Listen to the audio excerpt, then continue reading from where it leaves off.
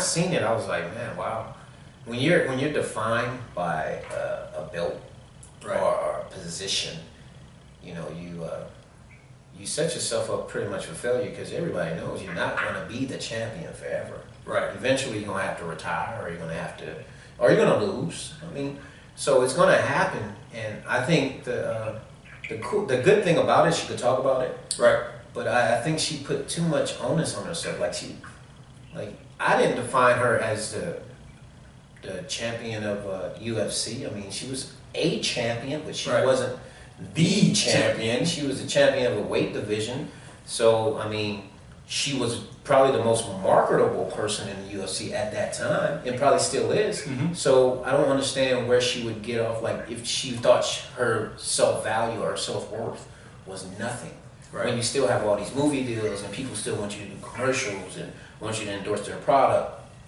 You're not the champ anymore, but you're still getting all these opportunities. Right. So it should show her, hey, you know, you're more than that. You bring more to the table than being a really good fighter. So, I mean, she's identified as a fighter not only with UFC. She grew up. That's all she's done. Judo. Yeah. But she's also lost in judo. She sure has. She didn't bring the gold, so I would think that mentality would carry over to UFC. Right.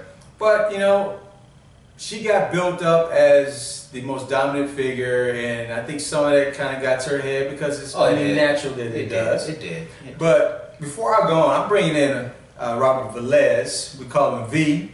We're going to have him commentate or give some comments regarding this, rather, because for those who don't know, 26. Robert Velez was a Golden Glove champion in Hawaii. Yeah. Box for the F. Yeah. He can hit you 20 times in 6.2 seconds. That's right. Tell him what it is, babe.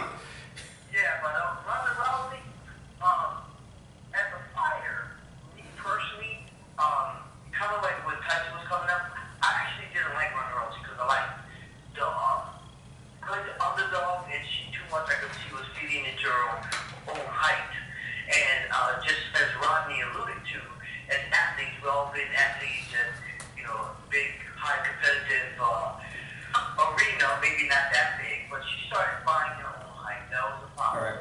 you know, with Ronda Rousey. But listening to that interview was amazing. I actually, me personally, I gained respect back for her. Right. But I put her back and said, I just got so much respect for her, what she said, because she showed herself as a human being. But all of those rumors that she was in hiding, it goes to show all of that was true. I mean, she was devastated.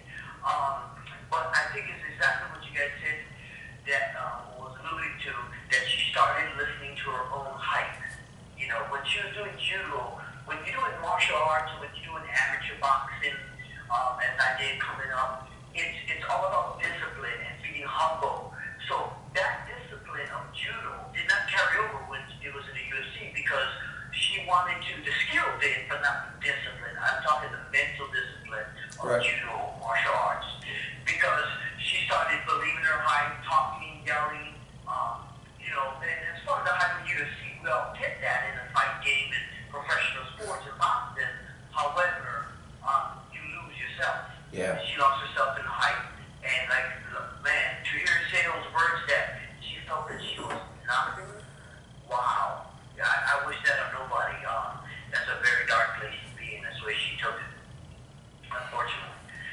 And I'm not sure, to be honest with you guys, I'm not sure she's going to bounce back. I don't know if she is either. That's a good call on that. She's going to get whooped.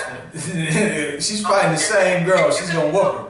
Once you lose that, and we'll go to the Rocky movies. Once you lose that eye of the tiger, you're done as a competitive athlete. When for me, like, let's bring up boxing for a second. When Cotto lost to Margarito? And they found out he had that cement in his glove. But when he took that beating, I said he would never be the same. And even though he had some good fights after that, Cotto was never the same. Because when you take a beating, if you ever been, see, most of this, and that's what disturbs me about a lot of these comments people was making on social media and Twitter. I mean, she was down and it was just, I never kicked a dog when they're down. They was just laying into her. Yeah. But like I told my son, a lot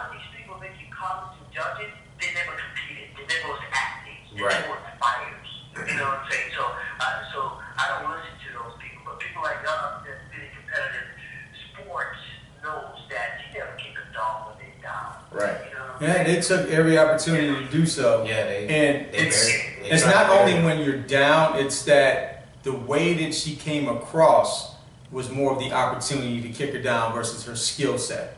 You know, Oh, yeah. for example, if the UFC didn't promote her like they did and fill her head up and she lost, first thing we're saying is we just want the rematch. Right, It was right. a great fight. Hey, tonight was her night. Let's see if you get in a rematch. But everything that's really said about her was really targeted towards her bravado, that Yeah. the illusions she gave everybody. So let's kick her off the top of the mountain kind of